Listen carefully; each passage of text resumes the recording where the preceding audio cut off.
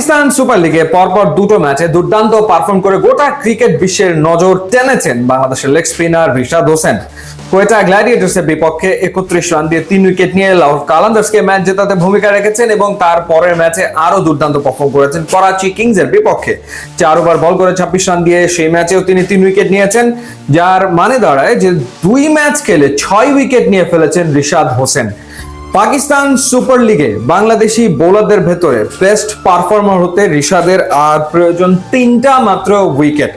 Shakib Al Hasan Pakistan super লিগে খেলেছেন 14 match খেলে সাকিব আল হাসান পাকিস্তান সুপার লিগে উইকেট নিয়েছিলেন 8টা। 2016 পিএসএল এ তিনি 3 উইকেট পান এবং 2017 সালের পিএসএল এ তিনি উইকেট পেয়েছিলেন 5টা।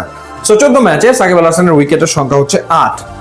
মাহমুদুল্লাহ রিয়াদ, তারও উইকেটের সংখ্যা 8 পাকিস্তান সুপার লিগে, এবং তিনি এই 8 উইকেট নিতে সাকিব আল হাসানের চেয়ে কম ম্যাচ খেলেছেন। 9 ম্যাচে তিনি 8 উইকেট পেয়েছিলেন, এর ভেতরে 7 উইকেট তিনি পেয়েছিলেন একটা সিজনে, অর্থাৎ 2017 সালে তিনি 7 উইকেট পান এবং 2018 সালে তিনি একটা উইকেট পেয়েছিলেন।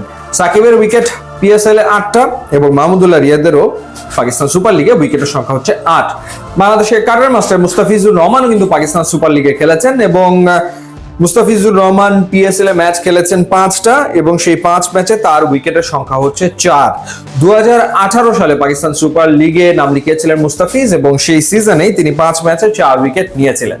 সো এই যে বাংলাদেশি পারফর্মার যারা ছিলেন সাকিব আল হাসান, মাহমুদুল্লাহ রিয়াদ এবং মুস্তাফিজুর রহমান, 3জনকেই ছাড়িয়ে যাওয়ার সুযোগ রিশাদ হোসেনের সামনে এবং আমরা আশা করতেই পারি সেটা তিনি ছাড়িয়ে যাবেন। কথা হলো যে এই রেকর্ড করতে তার জাস্ট 3টা ম্যাচ লাগবে কিনা, অর্থাৎ নেক্সট যে ম্যাচটা খেলবে লাহোর কালান্দার্স, সেই ম্যাচে যদি তিনি 3টা উইকেট পান তাহলে 3 ম্যাচে তিনি সাকিব, রিয়াদ, মুস্তাফিজের রেকর্ড ভেঙে ফেলবেন। যে ফর্মে তিনি রয়েছেন সবাই আসলে সেই প্রত্যাশা করতেই পারে। এখন দেখা যাক, সেই জন্য আসলে আমাদের ওয়েট করতে হবে, অপেক্ষা করতে হবে 22 এপ্রিল পর্যন্ত। 22 এপ্রিলে নেক্সট ম্যাচে মাঠে নামবে লাহোর কালান্দার্স এবং 22 তারিখে লাহোর কালান্দার্স মুখোমুখি হবে মুলতান সুলতানসের বিপক্ষে। তো সেই ম্যাচে 3 উইকেট পেয়ে গেলে দারুণ এক রেকর্ড করবেন রিশাদ হোসেন। দেখা যাক তিনি সেটা আসলে করতে পারেন কিনা। এর ভেতরে